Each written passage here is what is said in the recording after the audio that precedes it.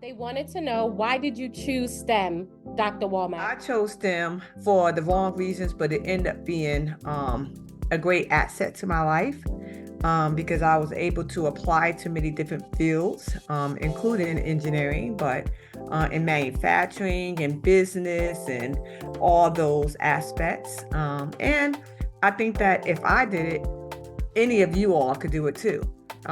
It's something that anyone can do, because whatever you do in life, you're going to have to work hard for it. So either you're going to have to work hard when you're younger and reap the benefits at a later stage in life, or you relax at the very beginning and then work harder for the rest of your life later on.